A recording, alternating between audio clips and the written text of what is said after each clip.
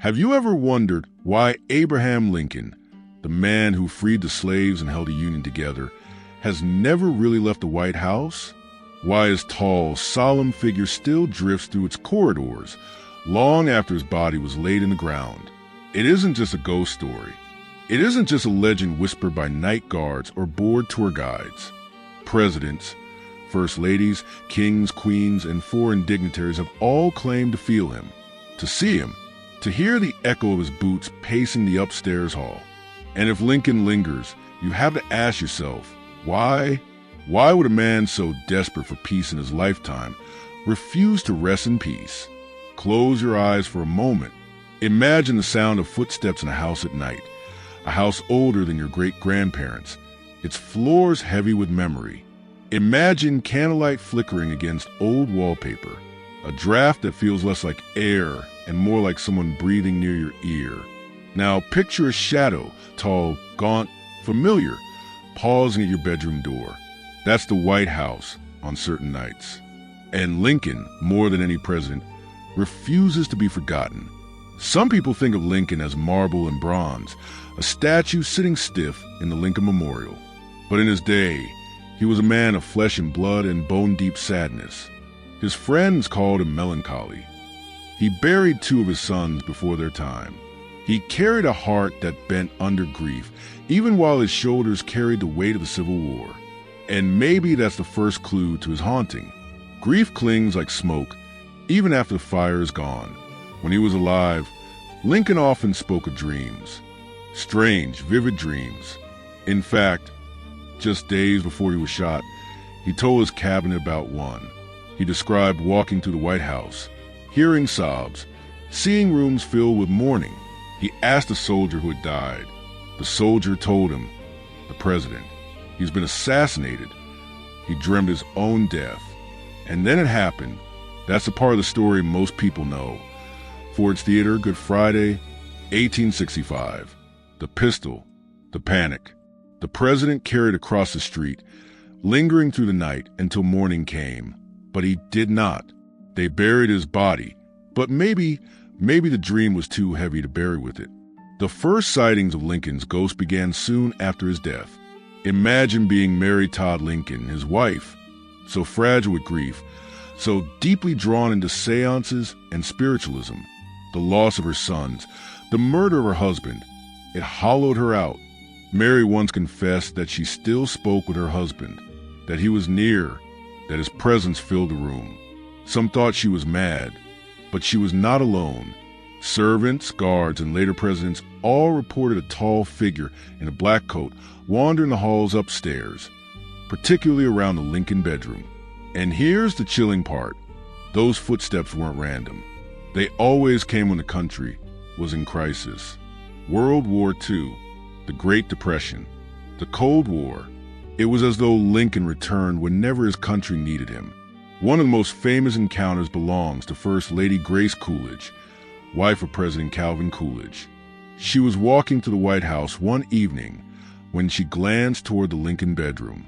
The door was open, the lights soft, and there he was, Abraham Lincoln. Not vague, not a flicker. She described him clearly. Tall, solemn, standing at the window with his hands clasped behind his back, staring out into the night as though waiting for something or someone. When she blinked, he was gone. But it wasn't just her.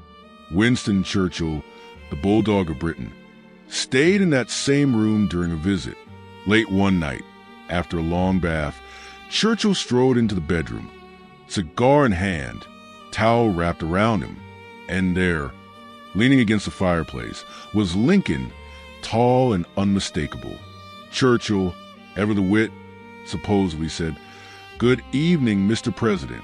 You seem to have me at a disadvantage." Lincoln faded, but not before leaving the Prime Minister rattled to his bones. Think about that.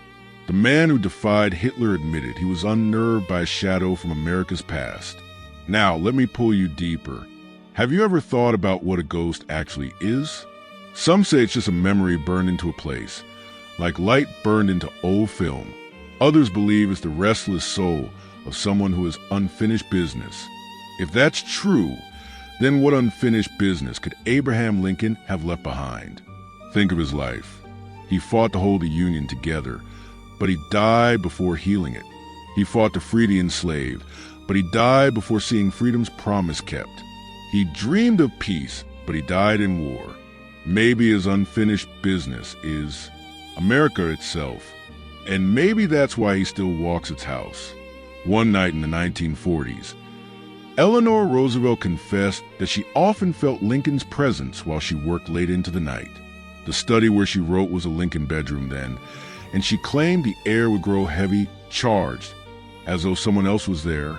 She never claimed to see him, but she swore she felt him, a comforting, almost fatherly presence. Now pause here. Isn't that strange? A ghost story that isn't frightening but gentle, as though the man who was father to the nation still watches over its children. But not every encounter is gentle. Some staff members have sworn they heard rapping on the door, footsteps pacing the hallway, and even the bed shaking violently, as though an invisible hand wanted them out. Queen Wilhelmina of the Netherlands had perhaps the most startling encounter. She was staying overnight in the White House during World War II. Awakened by a knock, she opened her door to find Lincoln standing there. Not mist, not shadow Lincoln. Top hat, long coat, tall and grave. The Queen fainted dead away. When she awoke, he was gone, but she never forgot the sight of him. So we circle back to the question, why does he stay? Why does Lincoln, of all the presidents, remain a shadow among the living? The White House has seen other spirits. Andrew Jackson's anger, Dolly Madison's laughter, the sound of Abigail Adams hanging laundry in what's now the East Room. But none compare to Lincoln. His presence is constant. His sightings are frequent. His legacy bleeds straight into the walls. It's almost as though he is not a ghost in the usual sense. He is more like a guardian. Picture the White House late at night, silent, the corridors stretching like veins to the heart of power. A security guard walks his rounds. The halls are dim. The portraits watch from their frames. He hears footsteps, slow, measured. He follows the sound, but each corner reveals nothing. And then, at the far end of the hall, tall and straight, there's a figure, a man in black, his outline distinct, his presence undeniable. The guard freezes, his breath caught in his throat. The figure turns slightly, just enough for the gaunt features to show in the glow of the lamplight. The sunken cheeks, the solemn eyes, Abraham Lincoln, and then, like mist, like memory, he vanishes. The guard finishes his shift, but he never forgets that night.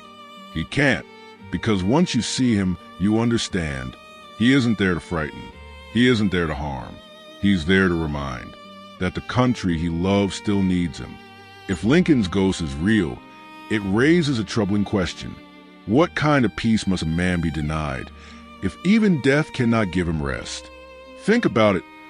Lincoln gave everything, his mind, his body, his heart, to America. And still, he lingers, watching, waiting. Maybe the White House is not just a home. Maybe it's a vessel of memory, a place where the past refuses to die, because the future is always being written inside it. And Lincoln, more than any, refuses to step away from the pen. This is only the beginning, because Lincoln's ghost doesn't just walk in silence. It seems to whisper, to warn, to guide. And in the next chapter, you'll see how some of the world's most powerful people, presidents, prime ministers, kings, and queens, found themselves standing in shadow, and what that means for the future of the country he died to preserve. Picture the White House in the dead of night. The great building, painted in solemn white, glows faintly under the moon. The hallways are silent except for the occasional creak of wood, the shuffle of the guard's footsteps, or the soft brush of curtains against a window. And then something more, a presence, a figure, always tall, always solemn, always waiting. Abraham Lincoln, the man who carried America through its bloodiest hour, the man who walked with grief, whose eyes held storms, whose heart seemed carved from both sorrow and iron. His ghost is not a campfire story told to children. It is the most famous haunting in America's history, seen by presidents, first ladies, royals, and world leaders. But what strikes people most is not that he lingers. It's when he appears. He comes in moments of crisis, as though the nation's darkest nights pull him back into its hallways. Let's step inside those moments. It was World War II, a time when the world teetered on the edge of chaos. Europe burned, bombs fell, and nations trembled. Winston Churchill, Prime Minister of Britain, crossed the ocean to meet with President Franklin Roosevelt. He was tired, burdened, carrying the weight of an empire on his shoulders. Churchill was given the Lincoln bedroom, a room that carries both dignity and dread. One night, after soaking in a long bath and lighting a cigar, Churchill emerged from the bathroom wearing only a towel. He puffed, stretched, walked toward the fireplace, and then froze. Because leaning against the mantel, as casual as if he still belonged there, stood Abraham Lincoln, tall, gaunt, the familiar black coat draping down his long frame, the familiar solemn eyes. Churchill, never one to be rattled, still admitted later that he felt his blood run cold. He quickly recovered, quipped with British humor. "Good evening, Mr. President. You seem to have me at a disadvantage." But before Churchill could take another step, Lincoln's ghost faded. The man who defied Hitler could laugh about it later, but he never forgot the sight. Churchill was not alone. Eleanor Roosevelt often worked late into the night. Her desk sat in what was then called the Lincoln bedroom. The First Lady confessed to friends that she could feel Lincoln's presence. She never claimed to see him with her eyes, but she swore she felt his spirit there, like a quiet companion standing behind her chair. Eleanor said his presence gave her comfort, almost like a fatherly shadow, steady and protective. Imagine that. The ghost of Abraham Lincoln standing silently behind a woman writing speeches that would inspire a nation during its darkest war. Is it coincidence? Or is it a man who refused to stop watching over the country he died to preserve? But not every encounter was comforting. Queen Wilhelmina of the Netherlands visited the White House during the war. She was given a bedroom upstairs, near where Lincoln once slept. In the middle of the night, she awoke to a knock at the door. Rising, she opened it and nearly collapsed. There he was, Abraham Lincoln. His tall frame filled the doorway. His face was grave, his presence undeniable. The Queen fainted, crumpling on the floor. When she awoke, the hallway was empty, but the image burned in her mind for the rest of her life. A head of state, shaken by the ghost of another head of state. And then there was Grace Coolidge, wife of President Calvin Coolidge. Grace told friends that one evening, while walking through the upstairs corridor, she glanced into the Lincoln bedroom. The door stood open. The room glowed in a soft light. And there he was, Abraham Lincoln, tall, solemn, standing at the window with his hands clasped behind his back, looking out into the night, as though waiting for something beyond the glass. When she blinked, he was gone. Grace spoke quietly about it, never loudly, but she never wavered. She knew what she saw. Paused for a moment. These aren't random people seeing shadows. These are presidents, first ladies, and queens. The powerful, the rational, the educated. And all of them saw the same thing. A tall, solemn figure, lingering as though he still belonged. If ghosts are only imagination, why do so many people imagine the exact same man? But the sightings are not limited to leaders. White House staff, from guards, ushers to servants, have whispered their own stories. Many reported hearing footsteps pacing back and forth in the hall outside the Lincoln bedroom. Heavy, deliberate steps. Some nights, the sound goes on for hours. Others told of knocks at the door, soft raps that came with no one standing there. And still others described a shadow passing by in the corner of their eye. Tall, unmistakable, familiar. One guard once swore that he saw Lincoln sitting quietly on a bed, his head bowed, as though lost in thought. By the time the guard gathered the courage to step forward, the image dissolved into empty air. Here is something eerie. Lincoln's appearances almost always connect to moments of national strain. World War II, the Great Depression, The Vietnam War, times when America trembled. It's as though Lincoln is drawn back whenever the Union feels fragile, whenever the spirit of the nation strains against itself. And maybe that is the deepest clue of all.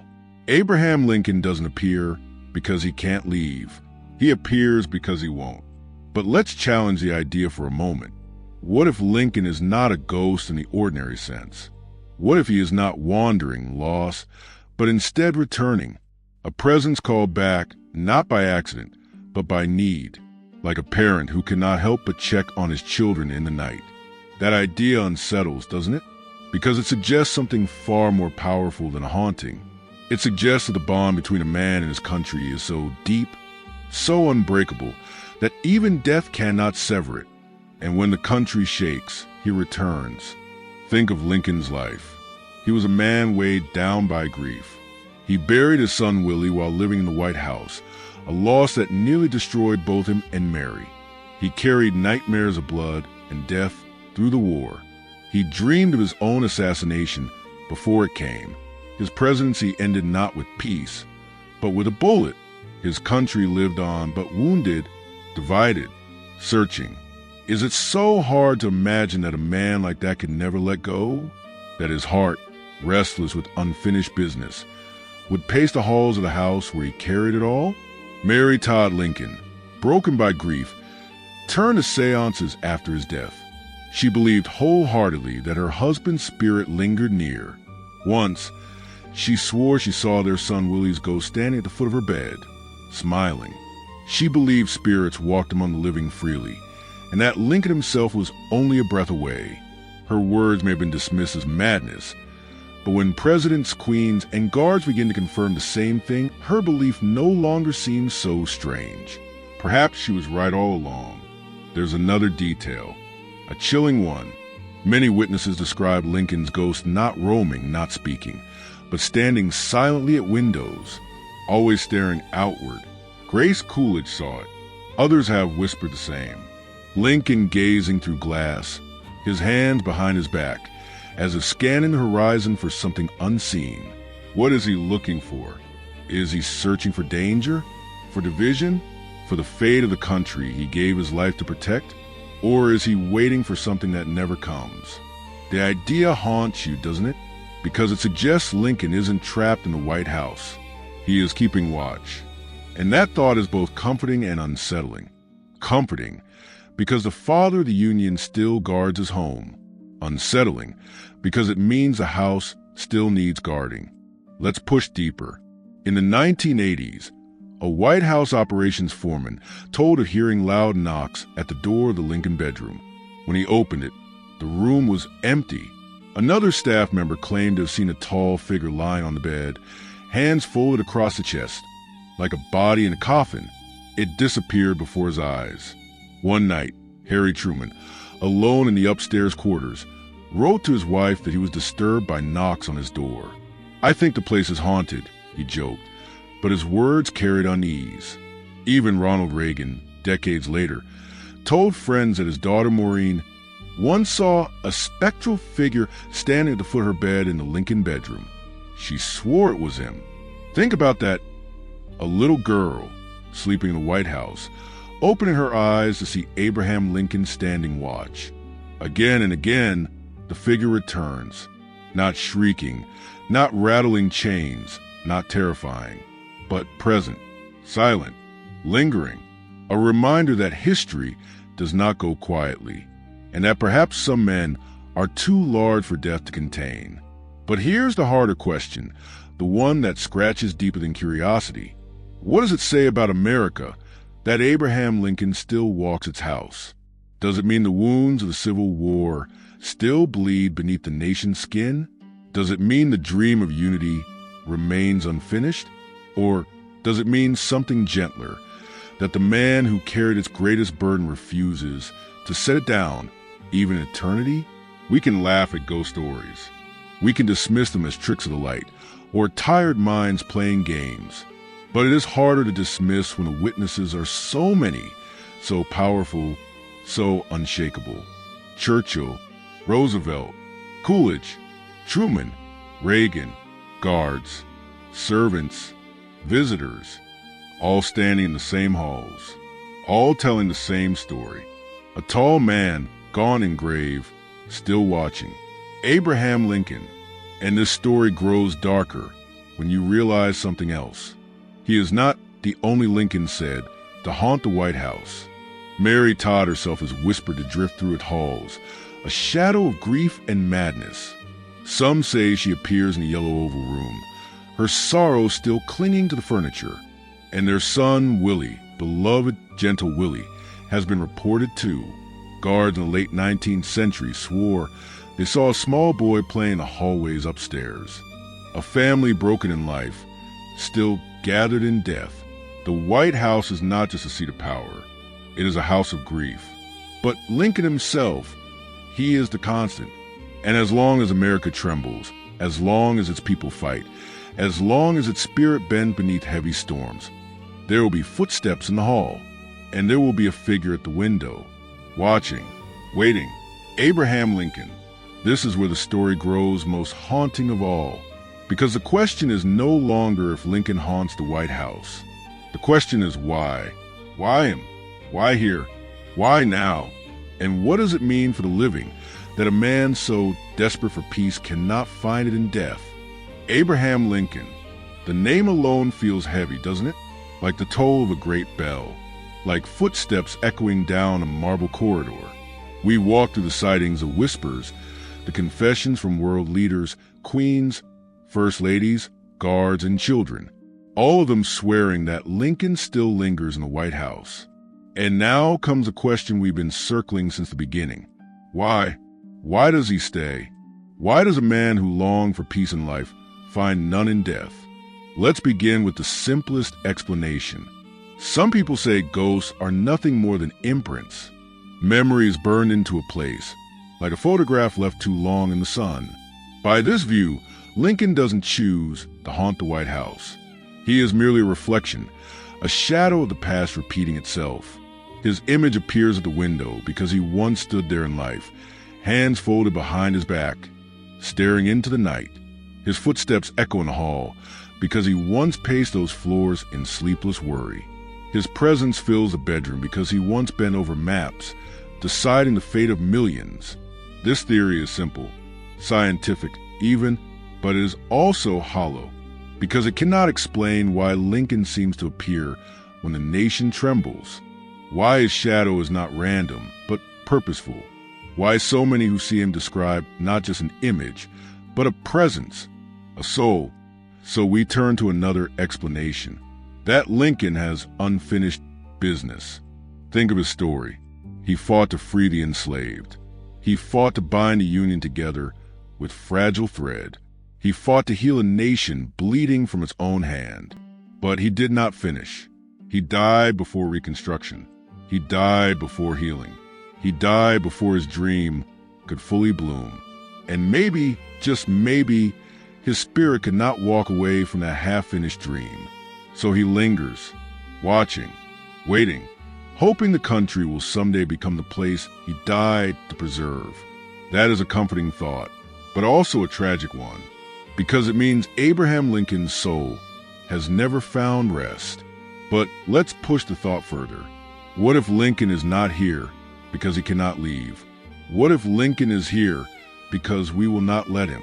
We carry him like a ghost already, his face carved on monuments, his words memorized by school children, his image printed on a $5 bill and the penny. We summon him in speeches, invoke him in arguments, measure leaders against his shadow. Perhaps the living have bound him here. Perhaps he walks because America will not release him. That thought chills the heart, because it means his haunting is not his choice, but ours. Now, picture this. The Lincoln bedroom at midnight. The curtains sway in the draft of an old vent.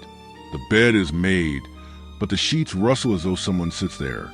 The hallway is still, but footsteps pace back and forth, steady, deliberate, like the rhythm of a man lost in thought. A guard rounds a corner, lantern light swinging in his hand. He stops. At the far end of the hall, by the tall window, a figure stands, 6'4", thin, long coat worn black. He does not move. He does not speak, but the guard knows. Lincoln, the guard wants to flee, but cannot. He is rooted to the floor. The figure turns slightly, and in the faint glow, the gaunt face comes into view, the solemn eyes, and then slowly it fades. The guard leaves his post shaken, but not afraid, because he knows the ghost did not appear to frighten him. It appeared to remind him. That is the heart of Lincoln's haunting. He does not appear in screams or moans or rages. He does not throw objects or slam doors. He appears quietly, solemnly. He appears as a reminder that freedom is fragile, that unity is costly, that peace must be fought for every day. And maybe that is why so many who see him describe not terror, but awe. They do not feel chased. They feel watched, as though a parent were standing guard in the night. There is one more layer to the story. Lincoln believed deeply in dreams. He told his friends that he often had visions of events before they happened. Days before his assassination, he dreamt of walking into the East Room of the White House, seeing a coffin guarded by soldiers, hearing people whisper in mourning. He asked in the dream, "Who is dead in the White House?" A soldier answered, "The president. He has been killed by an assassin." Days later, it came true. So if Lincoln foresaw his own death, is it possible he also foresaw that his work would never truly be done? Is it possible that he himself knew he would not rest? And this brings us back to those windows. Why does Lincoln stand there, staring outward, hand behind his back? Maybe it is the simplest answer of all. Maybe he is still watching, not at the White House, at the country, watching its people argue and fight, struggle and grow, watching the dream he died for unfold in fits and starts, sometimes blooming, sometimes breaking. And maybe that is why he appears in moments of crisis, because he is not trapped in the house. He is looking out of it, at us. Imagine that for a moment. A president who died more than a century and a half ago still checking on the country, like a father checking on his restless children at night. It is comforting. It is haunting. And it means that Abraham Lincoln has never truly left America. So the question is no longer why Lincoln haunts the White House. The question is, will he ever stop? Will Lincoln ever rest? Or will his shadow always return in times of need? A silent sentinel at the window, reminding us of the cost of the Union and the weight of freedom? Perhaps the White House will never be free of him. Perhaps it should not be. Because perhaps the greatest haunting of all is not to be feared, but to be remembered. Voice softens, almost tender, like closing photo album. We began with a question. Why does Abraham Lincoln's ghost refuse to leave the White House? And maybe the answer is this: because America still needs him, because his work is never finished, because he refuses to let the dream die. And so he walks through corridors heavy with history, through bedrooms where leaders sleep, through windows where the night still waits. Abraham Lincoln, tall, solemn, unyielding, the ghost of a man who gave his life to keep a country whole and still has not left its side. Voice warm, closing gently. If this story stirred something in you, if the thought of Lincoln still watching over his country gave you chills or comfort, then stay with us. Like, share, and subscribe. Leave a comment below. Do you believe Lincoln's ghost still walks the White House? Or do you think it's something deeper than a haunting? Because the truth is, some ghosts never leave us. And maybe some never should.